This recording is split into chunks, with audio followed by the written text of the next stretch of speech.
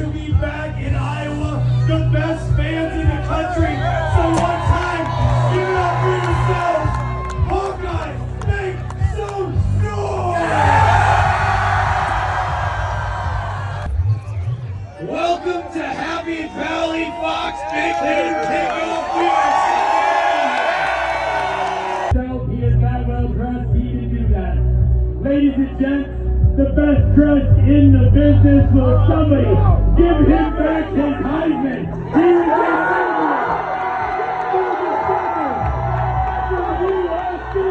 give it up for the man, the myth, the legend, Reggie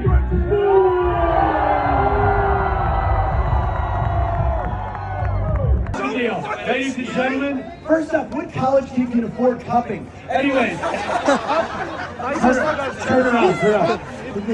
Bro, give me some cups. Give me some cups. All right, here's the deal. No way. You definitely knocked out more. You were sagging a little bit. Your form was better, but not good, not perfect. $500 goes right here.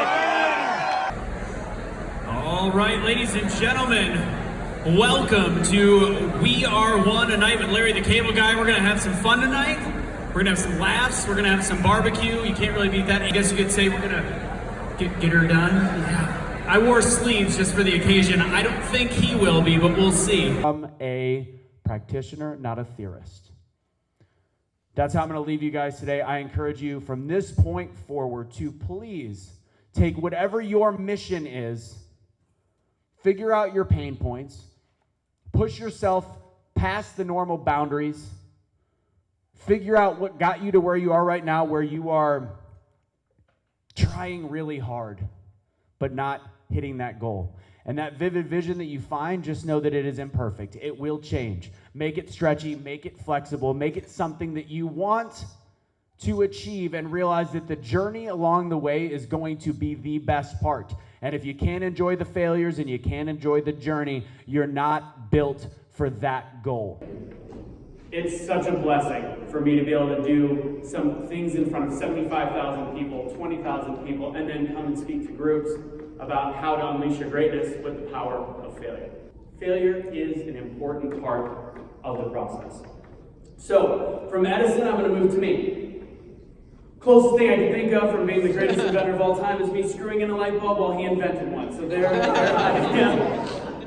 And ultimately, the whole idea behind it, the golden rule isn't dead. Forget about politics, forget about your president. It's 1% of your daily life. 99% is how you treat the people around you, and if you build the people up around you, you do not need politics. We need each other.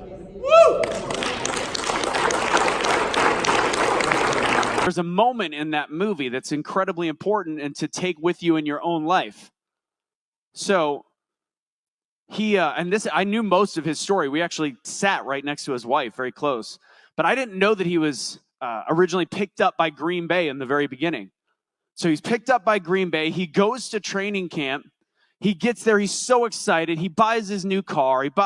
He's so happy. Tells his wife he gets there.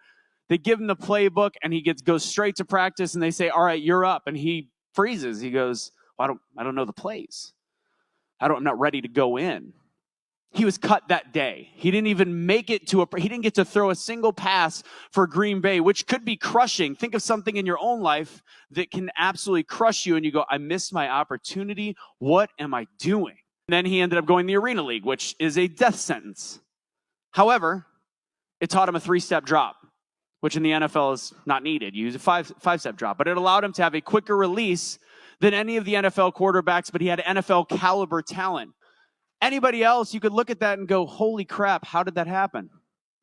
How did he go from being cut in one day to then being the starting quarterback on the St. Louis Rams, winning the Super Bowl like a storybook ending? All of our lives have elements of it. We may not be playing in the NFL, but we all deserve a storybook ending, but it happens with staying positive when we fail. We are born to look up to leaders. We look at the wolves. We look at the people that lead the pack. And you know what? We need to stop being followers. The problem is we go through college where we are part of a fraternity and we have to do it.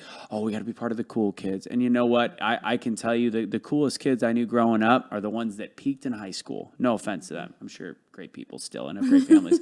But no judgment. No judgment. But a lot of the ones that were slightly outcast, a little bit different, willing to step out. Those are the ones that in their 30s, 40s, and 50s are game changers in their in the lives around them. And I think that that's important to view. And I think teaching kids that is huge too. Like, you don't have to fully fit in.